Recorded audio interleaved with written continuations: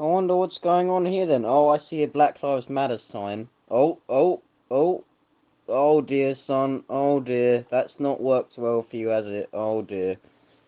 Oh dear.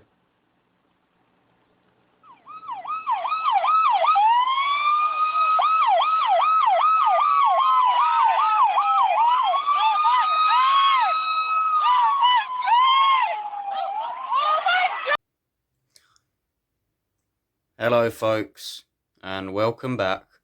If you didn't get the memo, it's best not to jump on top of a moving police car because chances are that's not going to end well for you. Um, you know,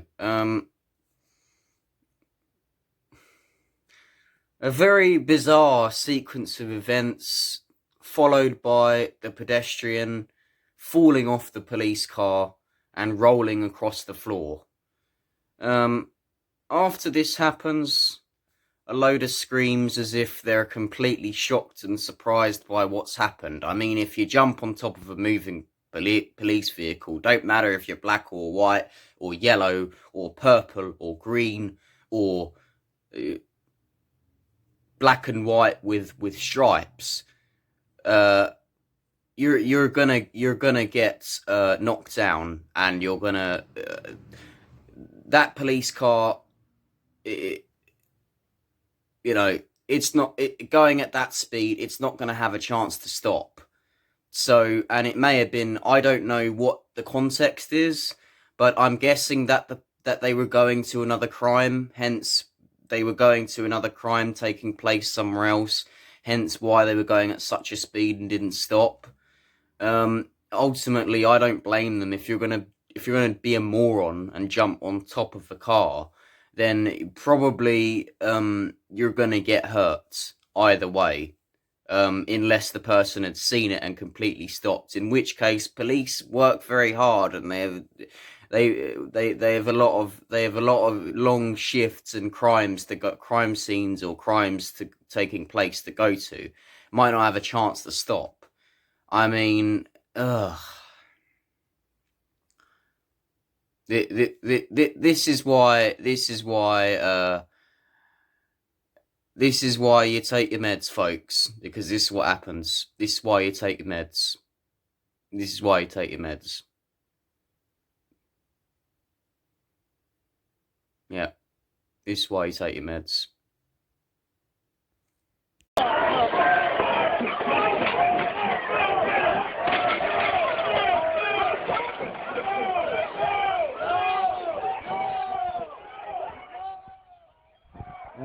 Just for a bit of context, this is somewhere in, apparently in Rochester, NYC, New York City. This is a restaurant that BLM have infiltrated, the peaceful BLM.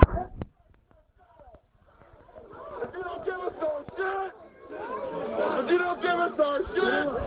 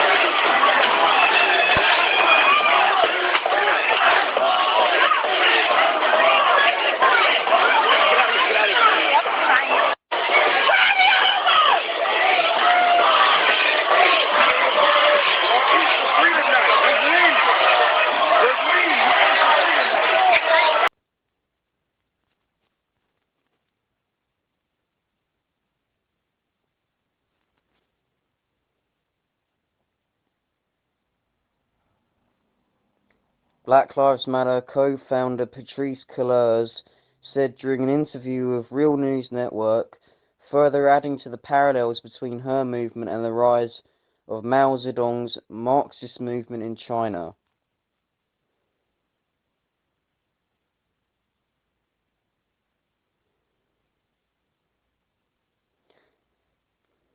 Marxism is important for Christians to understand because it is an ideology that pushes atheism and persecutes Christians.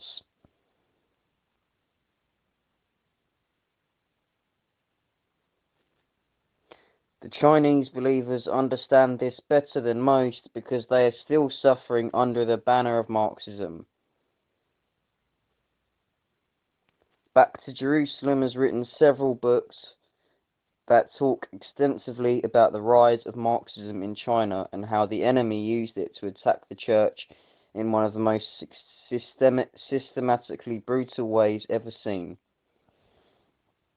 Books include The Heavenly Man, I Stand with Christ, Kidnapped by a Cult, The Underground Church, Crimson Crucible, Smuggling Light.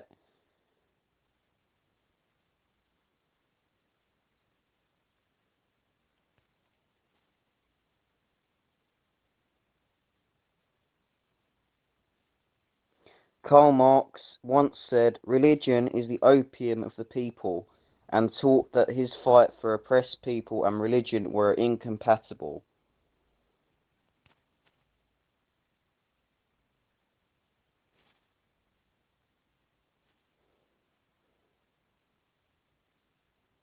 History has shown that more Christians have died from communist Marxism than any other single ideology in the history of man.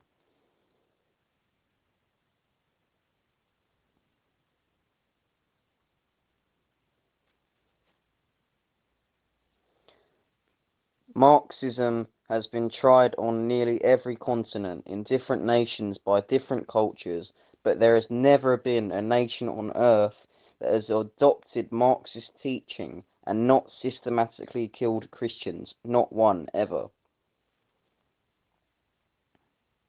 From the gulags in Russia, to the death camps in North Korea, to Red Terror in Ethiopia, to the killing fields of Cambodia, to cultural revolution in China, Marxism has been one of the most brutal Christian killing machines in history.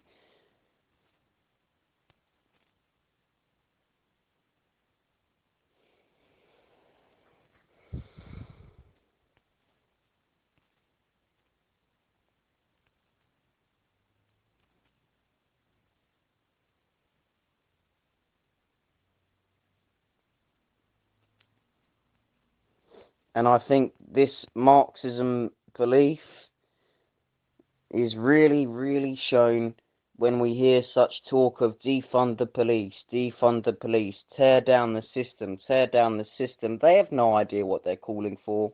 They have no idea what they're calling for, folks, but this is what they're calling for. This is what they're calling for, okay? This right here, okay? This. Defund, tear the system down. It's not going to be what you think it's going to be.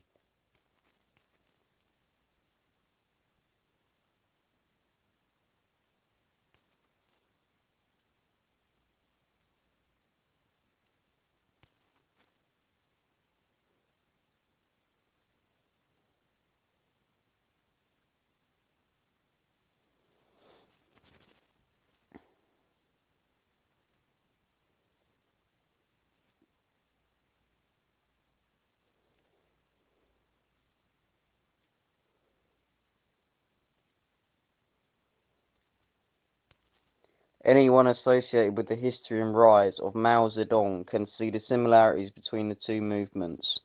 Mao was a Marxist. Mao was an atheist. Mao used minority abuses to fuel his cause. Mao appealed to the youth. Mao inspired student and union protests. Mao used violence and fear to accomplish his goals. Mao destroyed statues and history books in an effort to erase history. Mao desired to destroy the government system to replace it with a Marxist structure.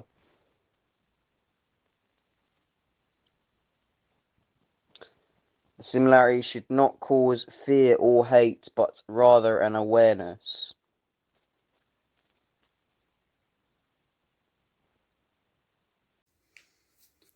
So, with this knowledge that you now have on BLM, I told you about the Marxist roots some of you will already know. You will have done your research. You're clever people. You would know. Others will disagree, say, look, they're not completely Marxist. Ultimately, they're not good for society. They cause divide. They cause anger. They cause hate. They do nothing for they do nothing for black people in the community, and they do nothing for anyone.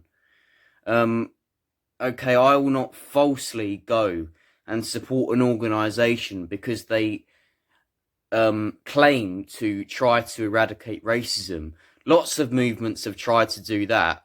It's just a banner ultimately, and people actually don't realise how dangerous of an organisation that they actually are if they had gotten their wish. And ultimately, it's political. Most of them are far left. They don't like Trump supporters. They want to tear down statues. They cause random attacks in the streets.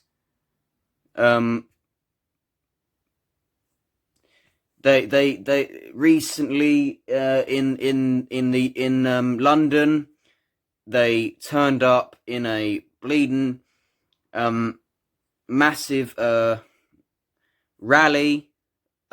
This was at a time when people were supposed to be social distancing.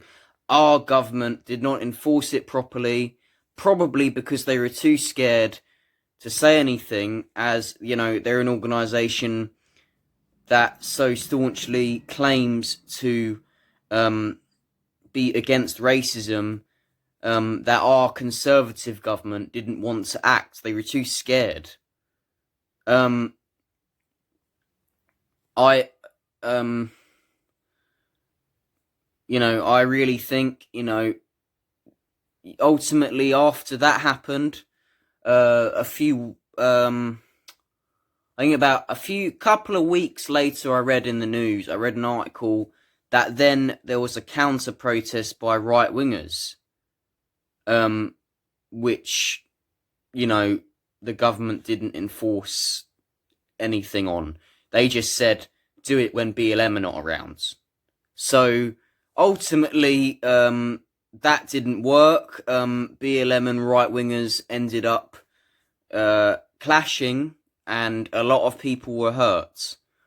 And there was no enforcement on the social distancing. There was sort of no police didn't really do much.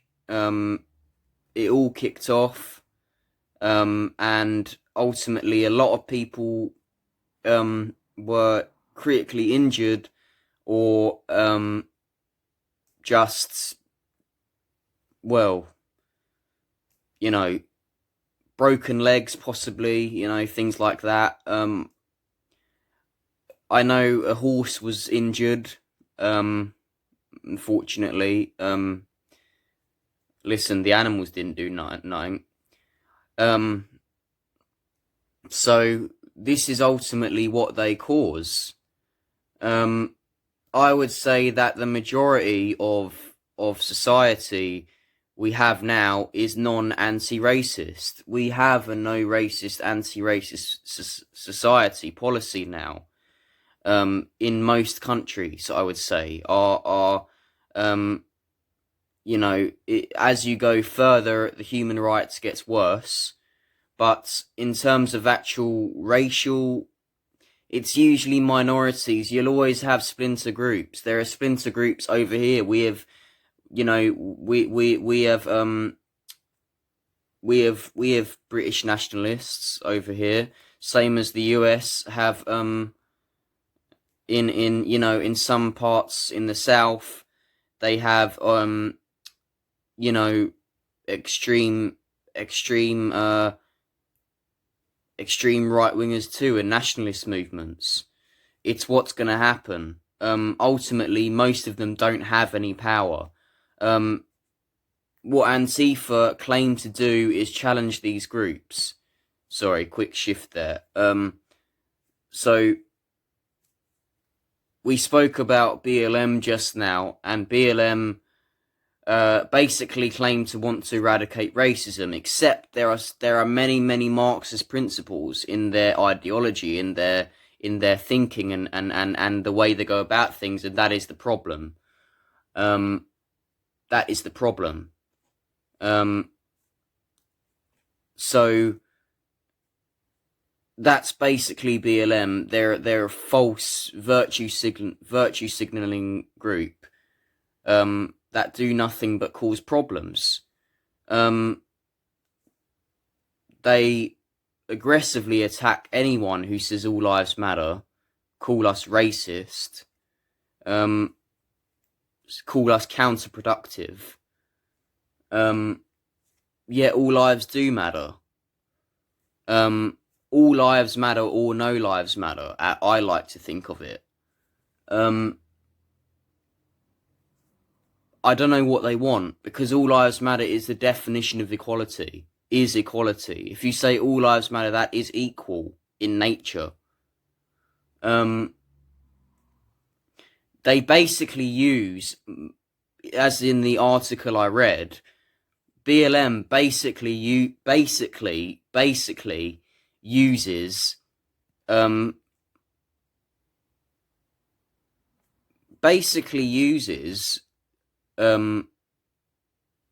cases in the minority, for example, what happened with George Floyd, to stir up the pot, to anger people. When I saw the video online, because everyone's seen it, when I saw the video, I thought, here we go, because it's a tense society as it is. So anything like that, people are going to blow up. And so when I saw it, I thought, here we go. And this is what they do. Like I said, ultimately, mostly, it's a non-racist, anti-racist society. And it's really unfortunate that these things happen. But it's mostly a non-racist, anti-racist society that we're in now. And what BLM does is focuses on cases in the minority. What happened to George Floyd, I would say, is in the minority. Feel free to argue with me on that, but that's what I think. Now,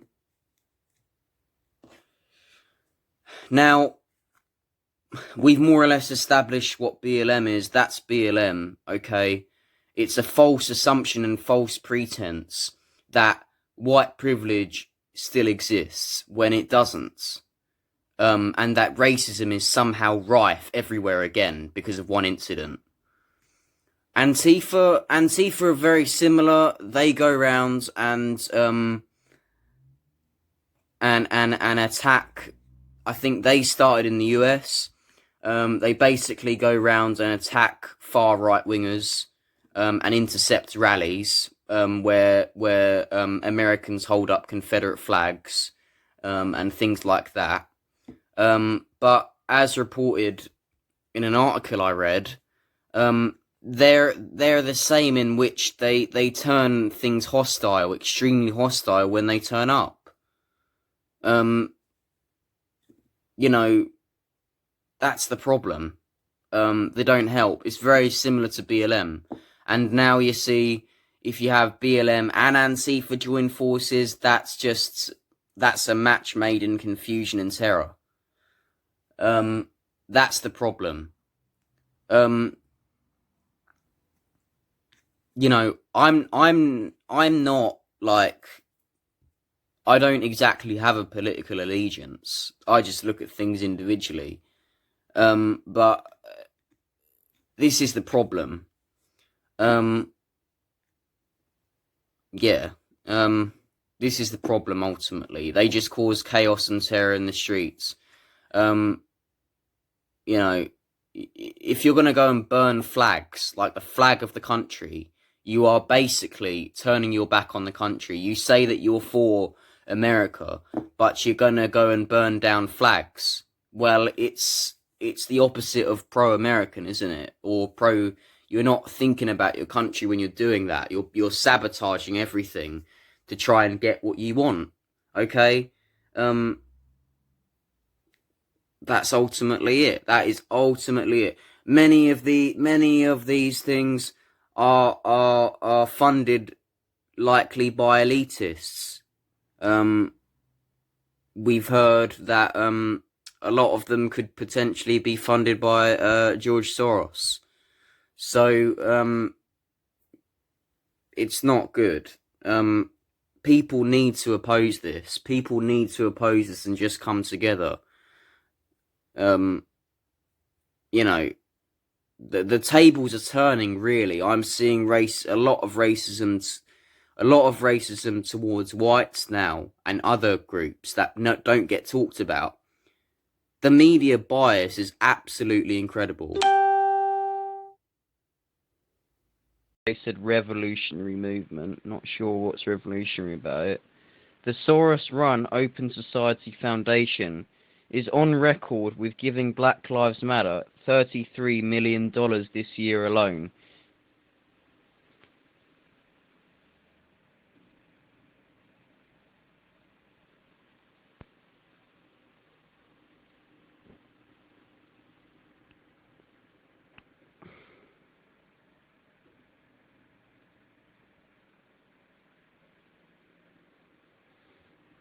Black Lives Matter and Antifa are effectively the paramilitary wing of the Democratic Party. They are acting like North Korean brown shirts, domestic terrorists, Bolsheviks.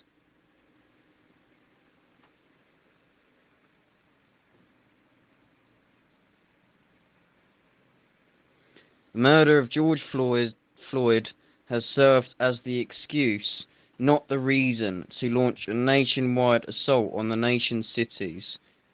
The protests seen across the nation and around the world are not spontaneous movements of a grassroots movement. No, this is a $100 million Marxist PR campaign designed to disrupt the American political system. That sounds about right. To label all white people as racists. To defund the police. Black Lives Matter is an extension of its Democratic allies who refuse to denounce it.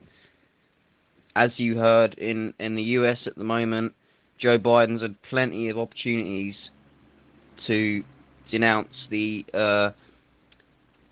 actions of some BLM members, and he just won't do it.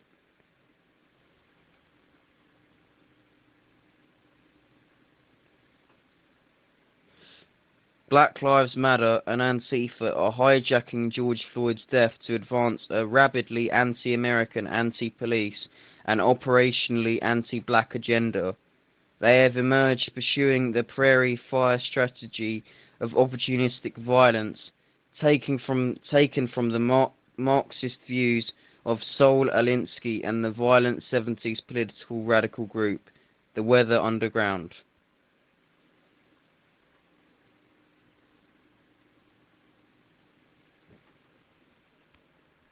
So this is it, folks. This is it. This is dangerous. Okay? This is dangerous. Because Black Lives Matter does have donors.